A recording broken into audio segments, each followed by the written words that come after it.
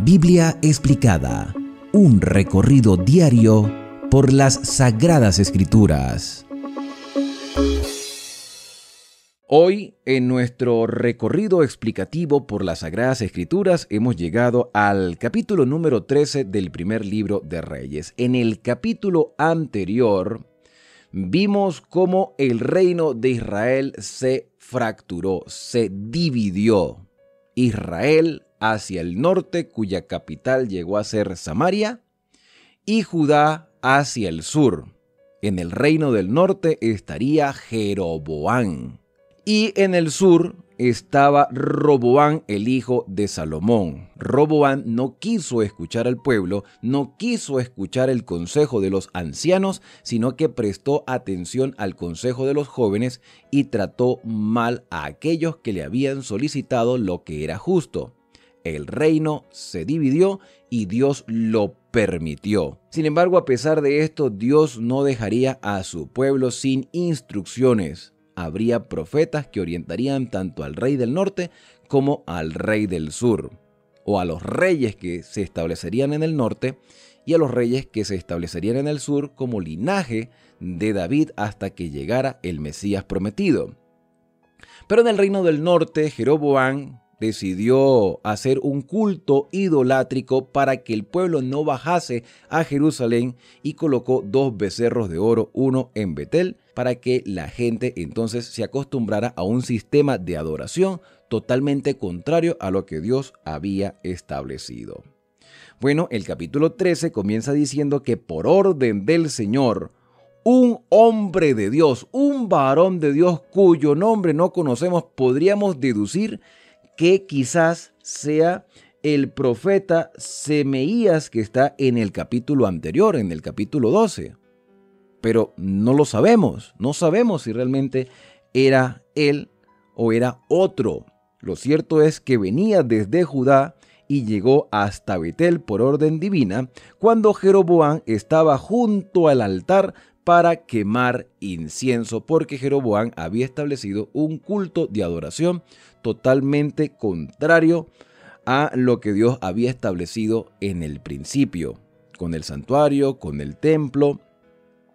Y este profeta clamó contra el altar por orden del Señor y dijo: altar, altar, así dice el Señor, a la casa de David nacerá un hijo que se llamará Josías. Aquí hay una profecía que se cumpliría en algún momento y Dios levantaría del linaje de David, del trono del reino de Judá del sur, un hombre llamado Josías.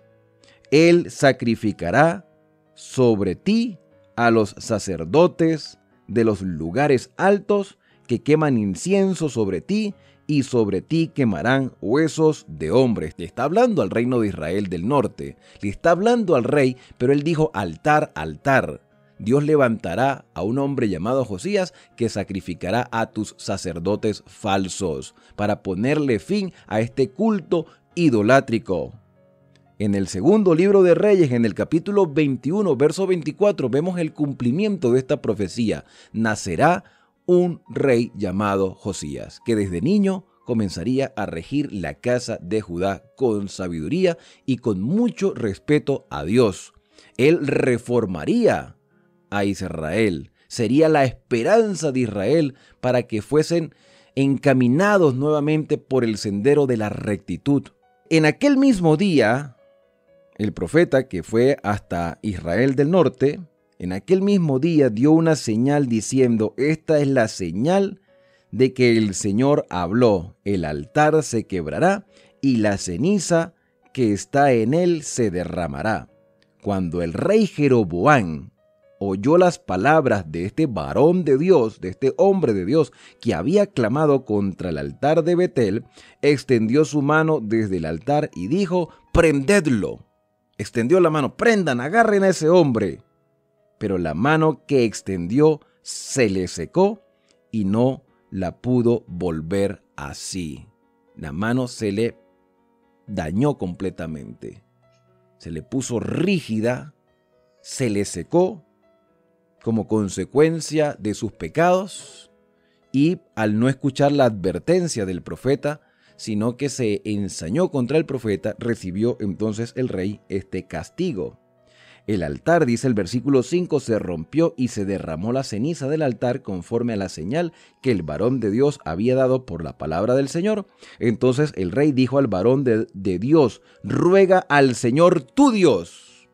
Al Señor tu Dios, ni siquiera al Dios de Israel, al Dios todopoderoso, al Dios creador, al Dios que me dio el trono en Israel. No, el Señor tu Dios. Jeroboam no tenía ningún tipo de experiencia espiritual en ese momento. Si la llegó a tener, por el cual Dios lo colocó en el trono de Israel, si la llegó a tener, ya la había perdido.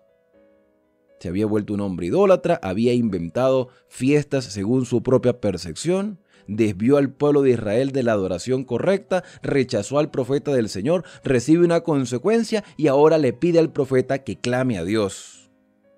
Clama a Dios para sanar mi mano, ni siquiera para que obre en mi vida espiritual, para que me cambie mi mente. Y a veces somos como Jeroboam.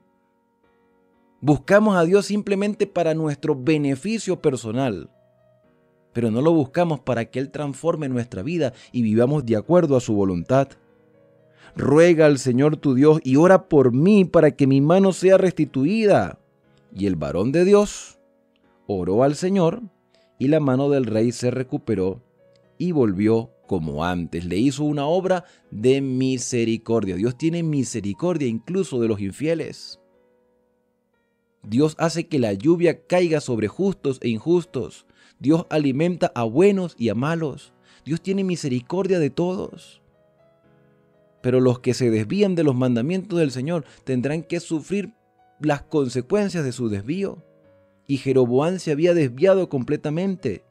El versículo 7 dice que el rey dijo al varón de Dios: ven conmigo a casa a comer y te daré presente.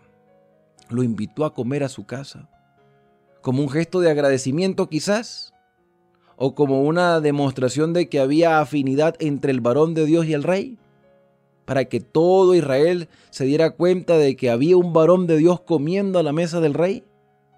Pero el varón de Dios respondió al rey: aunque me dieras la mitad de tu casa, no iría contigo, ni comería pan, ni bebería agua en este lugar, porque así me está ordenado por palabra del Señor. No comas pan, no bebas agua, no vuelvas por el camino por donde vayas. No le aceptes nada a nadie. Que no haya ningún tipo de relación, que las personas no piensen que ustedes están haciendo alianza, porque las comidas eran importantes, eran comidas, eran cenas de compartir, porque tenían el mismo sentimiento. Y el varón de Dios, por mandato divino, no podía aceptar nada de nadie en Israel, porque Israel estaba totalmente desviado de los principios establecidos por el Señor. Así que él fue a cumplir su misión y debía regresarse y confiar que el Señor lo iba a sustentar.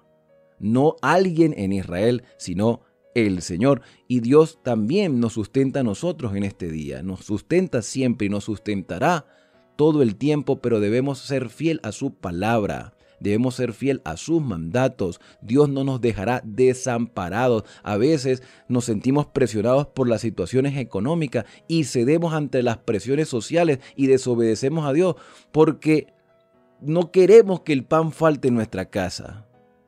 A veces la conveniencia prima más sobre las convicciones en el corazón de algunas personas y está mal.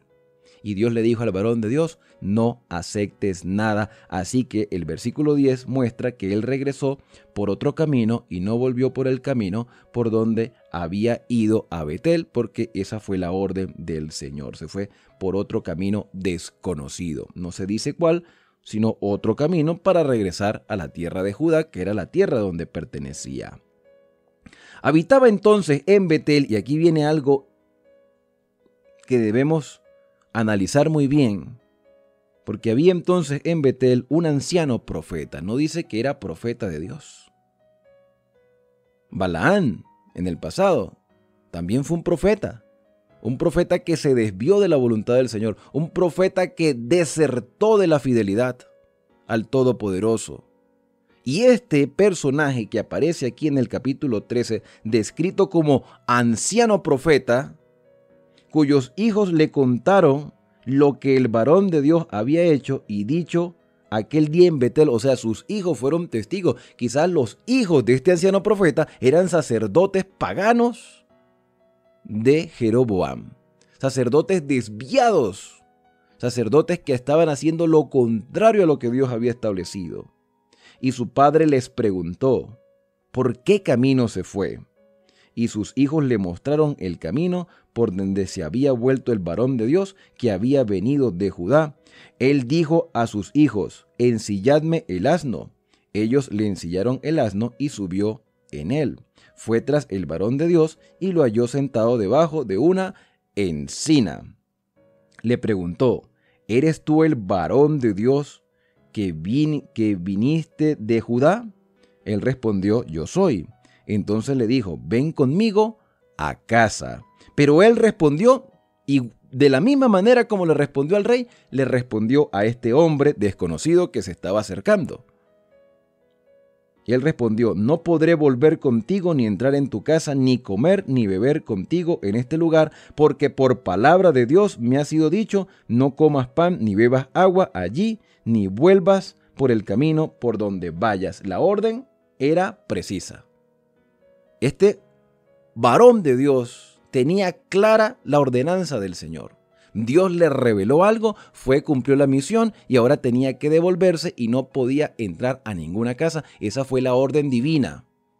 Y el profeta estaba convencido de eso. El varón de Dios estaba convencido porque Dios se lo había revelado. El mandato era claro, así como debe ser claro las órdenes que Dios ha dejado en la Escritura para nosotros, especialmente para este tiempo. Pero dice el versículo 18 que el anciano profeta respondió, yo también soy profeta. Yo también soy profeta como tú. Y un ángel, dijo él, un ángel me habló por palabra del Señor diciendo, vuélvelo contigo a tu casa para que coma y beba algo. Pero esto era mentira. Ningún ángel se apareció a este profeta falso, a este profeta idólatra, a este profeta que apoyaba el gobierno depravado de Jeroboam. Engañó al varón de Dios. Y aquí hay una advertencia para nosotros, especialmente en este tiempo que estamos viviendo. Porque el Señor Jesús dijo, mirad que nadie os engañe. Mirad que nadie os engañe. Porque vendrán muchos en mi nombre y a muchos engañarán. Y si fuese posible, engañarán a los escogidos. El que persevere hasta el fin se salvará. Y en el libro de Apocalipsis, en el capítulo 13, vemos la obra de Satanás con poderes mezclados de política y religión, engañando al mundo entero. En el nombre de Dios, engañando a muchas personas, con la Escritura, incluso con la Biblia en las manos, engañando a miles de personas. ¿Cuántos cristianos hoy creen que el sábado ya no tiene ninguna validez? ¿Cuántos cristianos creen que los días de la semana son todos iguales y que el sábado ya no está santificado? ¿Cuántos creen que no importa lo que pongan en la mesa, si oran, Dios los santifica, sea que coman lo que coman? Dios dio una orden en su palabra. Jesucristo confirmó la palabra. Los apóstoles mostraron y reafirmaron lo que Dios había dicho en el pasado. Dios no se puede contradecir. De hecho, el apóstol Pablo llegó a decir que si alguien predica un evangelio diferente, sea anatema, sea considerado como una persona no digna de formar parte del pueblo de Dios. No se puede predicar algo diferente, algo que confunda a las personas. Por eso es que hoy en día hay tantas religiones, tantas iglesias, tantas denominaciones, porque cada uno proyecta según su propia conveniencia la palabra del Señor y la enseña así a los demás. Y el apóstol Pablo decía, mire, ni porque baje un ángel del cielo podemos creerle si presenta algo diferente. Y este viejo profeta le dijo al varón de Dios, el Señor me ha revelado que te invite a mi casa. Un ángel vino y me dijo que te invite a mi casa, y el joven, quizás cansado, quizás con hambre, aunque teniendo claro el mandato divino, accedió y consintió a la palabra del viejo profeta. Entonces volvió con él y comió y bebió en su casa. Ahora la pregunta es, ¿este error del varón de Dios fue por ignorancia o por rebeldía? ¿Fue porque se sintió confundido o porque dudó de la palabra de Dios? ¿Qué pasó en el corazón de este hombre? Bueno, lo cierto es que el versículo 20 dice que cuando estaban a la mesa vino palabra del Señor. Me llama mucho la atención esto, porque es como que el versículo trata de decir que Dios le habló al viejo profeta, un profeta falso, Dios hablándole a un profeta falso. Es como que si le hubiese hablado Dios a la pitonisa que supuestamente hizo sacar a Samuel de la tumba para presentarlo ante Saúl. Entonces Dios obra también y le habla a los infieles. Yo pienso más bien que este profeta falso manipuló a este joven para hacerlo caer, y después de hacerlo caer, mostrarle su falta. O sea, este profeta era un enviado de Satanás. Era un instrumento de Satanás, porque es lo mismo que Satanás hace. Satanás nos muestra y nos seduce que podemos desobedecer los mandamientos del Señor y que no nos va a pasar nada, y cuando consentimos a la voz del diablo, entonces nos muestra nuestro pecado y la consecuencia. Pero después que ya nos ha hecho caer. Este profeta este varón de Dios no estaba obligado a entrar a la casa de nadie. Él no fue obligado, él fue por su propia decisión, a pesar de que Dios le había dado la instrucción. Y aquí hay una lección para nosotros. Sea que lo hizo por ignorancia o por rebeldía, hay una lección para ti y para mí.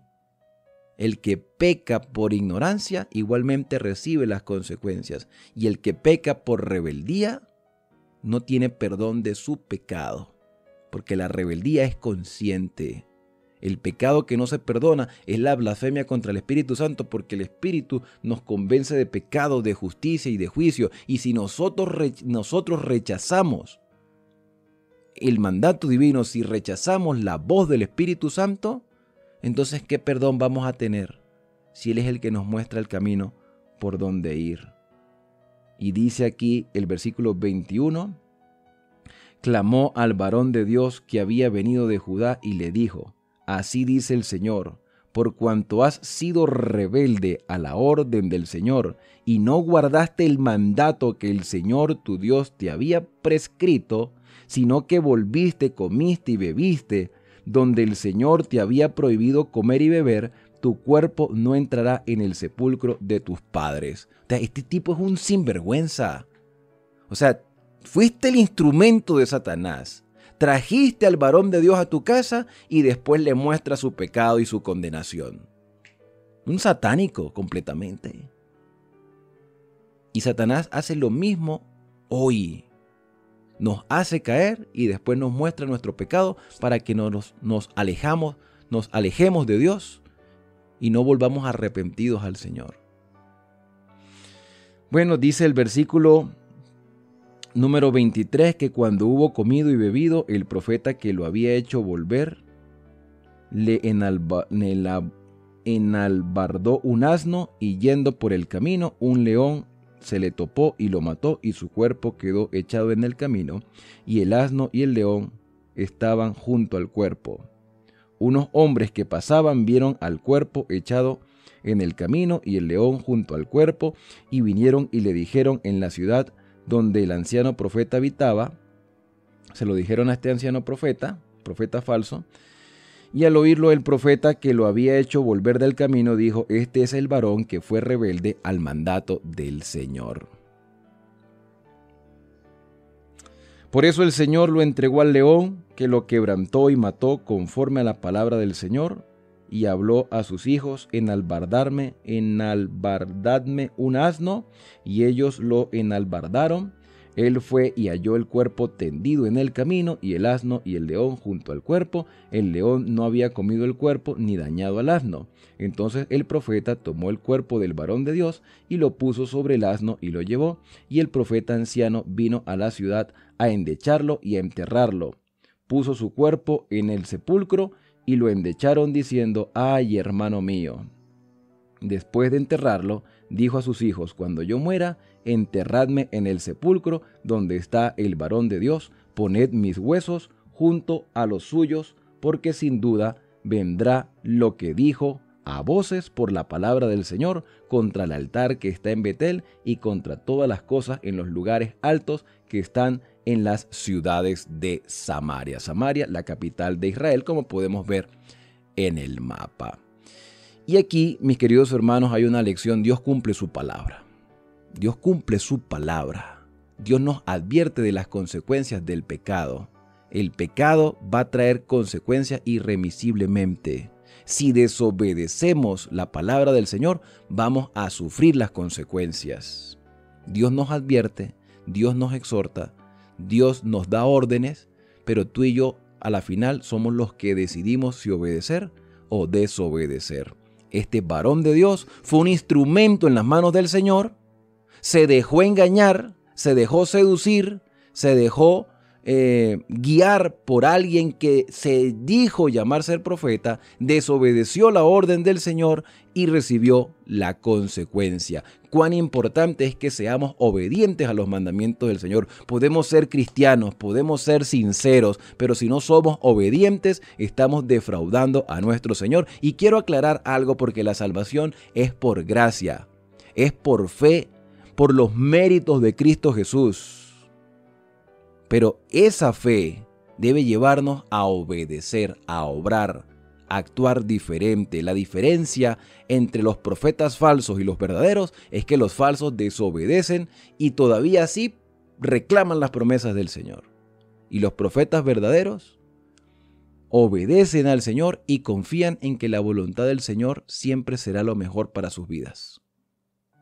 El capítulo termina diciendo que con todo este testimonio y con todo este relato, con todo lo que el varón de Dios le dijo a Jeroboam, y a pesar de todo lo que Jeroboam pudo experimentar, al romperse el altar y al secársele la mano y al recibir de nuevo la restitución de su brazo, Jeroboam no se apartó de su mal camino. Este era un rebelde ensañado.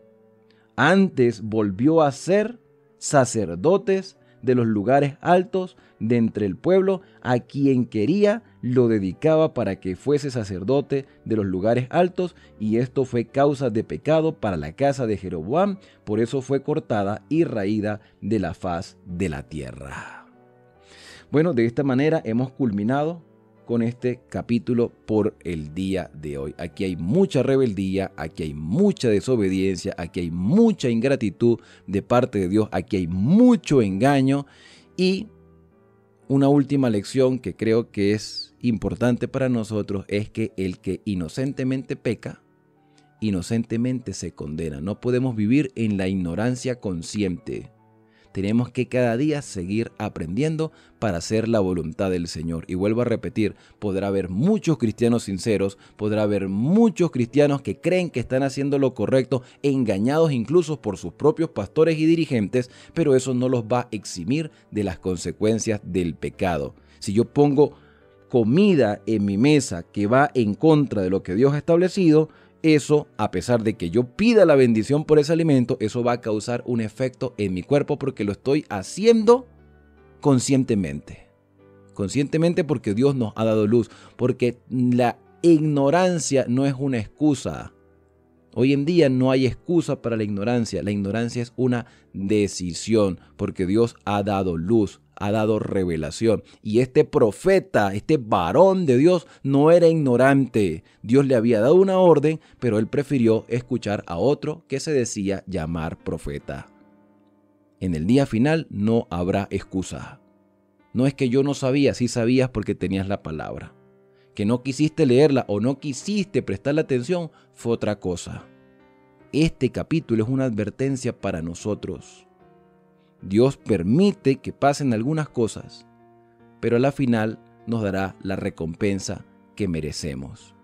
Merecemos la muerte, pero por gracia recibimos la salvación a través de Cristo. No la desperdicies. Hoy es un día de esperanza para ti. Hoy podemos ser diferentes. Hoy podemos obedecer y recibir los beneficios de la salvación de Dios a través de Cristo Jesús. Bueno, de esta manera hemos culminado. Espero que haya sido gratificante para tu vida y te haya ayudado en tu experiencia espiritual. No me quiero despedir sin antes poder acercarnos a Dios a través de la oración. En los próximos capítulos estaremos hablando de más acerca de esta división del reino y los reyes sucesivos tanto del norte como del sur. Vamos a orar. Querido Padre, muchas gracias, Señor, por cada instrucción que tú nos impartes. Señor, no queremos vivir en la ignorancia porque tenemos la claridad de tu palabra. Tú nos guías, nos ayudas y fortaleces nuestra fe.